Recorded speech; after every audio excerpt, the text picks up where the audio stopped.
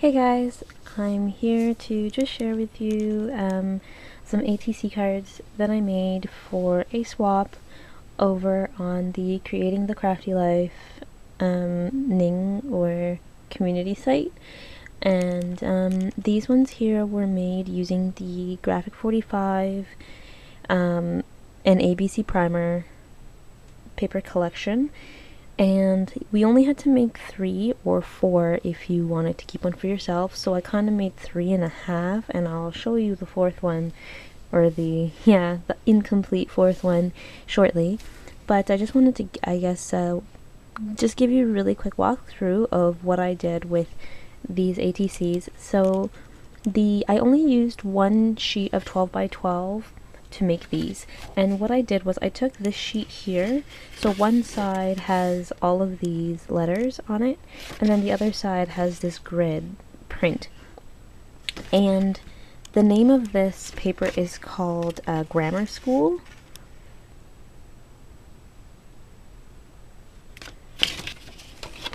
Okay, so that's the name of the paper.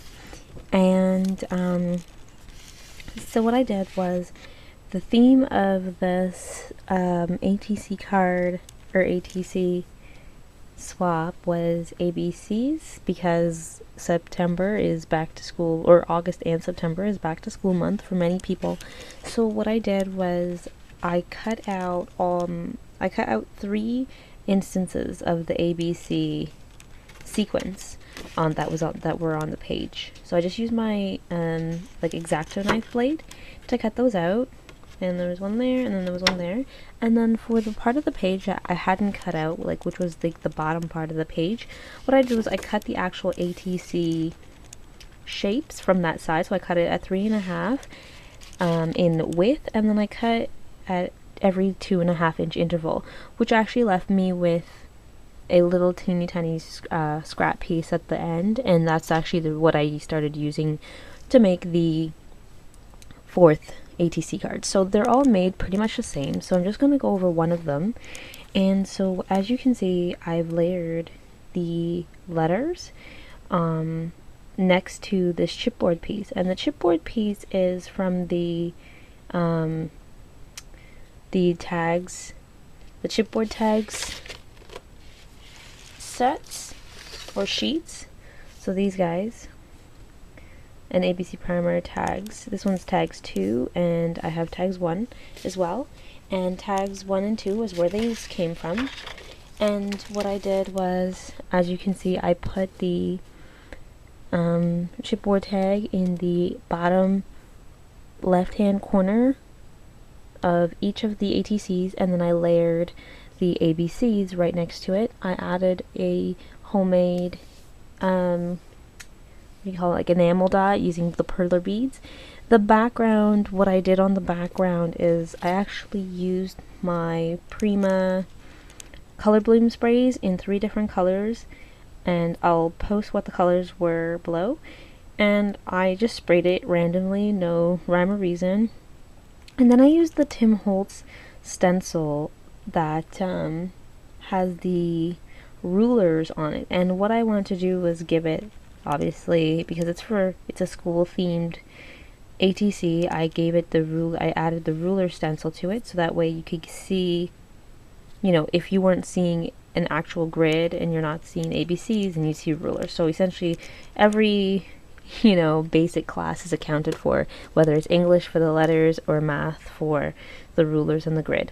So, and the only difference between the 3 ATCs here is that chipboard piece that I used is different on one of them, because there were only 2 on the tags, the chipboard tags pages, and maybe where the sprays landed, and that's about it.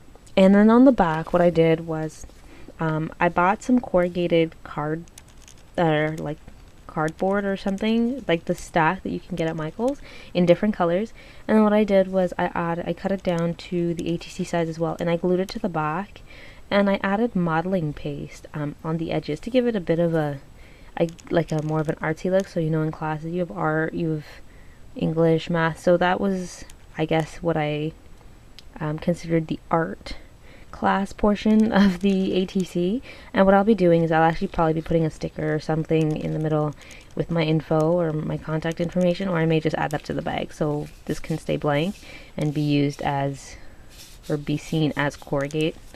And then for the random last ATC that I made, what I did was with the leftover bits, I did the back the same way on this one as I did on the other ones. However, the front, because I didn't have a fourth piece of that chipboard, of those chipboard tags, and the other ones I wasn't really feeling them. So what I did was I cut out these letters, and these were from the little scrap piece that was left after I cut out the ATC size shaped, or ATC shaped pieces from the paper pad, or from the sheet of paper.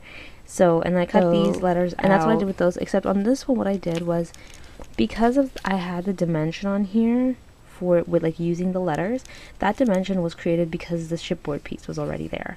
So it made adding dimension to the letters a bit easier because, you know, the piece is already there, and I line it up with, or sorry, not line up, but I raise it up high enough using a piece of chipboard so that it's in line with this chipboard tag here.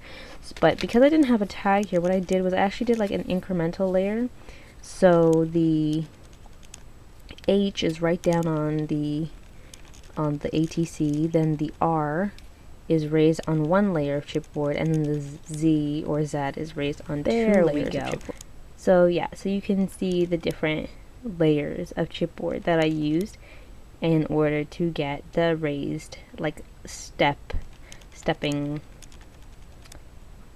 like staircase style of embellishing for these letters. And there, here you can see the stencil that I use, the detail of it a lot better because nothing's covering it up yet, and that's what it looks like. And you can probably see a bit more of the shine of the Color Bloom sprays. So that is all I wanted to share with you guys today. Thank you guys for watching. I'll just zoom out a bit so you guys can get a look at all of them side by side. There you go. So yeah, so that is all. Thank you guys very much for watching, and I hope this maybe inspires you to pull out some of your old graphic 45 paper, because yeah, we really should stop hoarding our stash, and I've been hoarding this for a couple years, yeah, that long. Alright you guys, thanks so much for watching. Take care. Bye for now.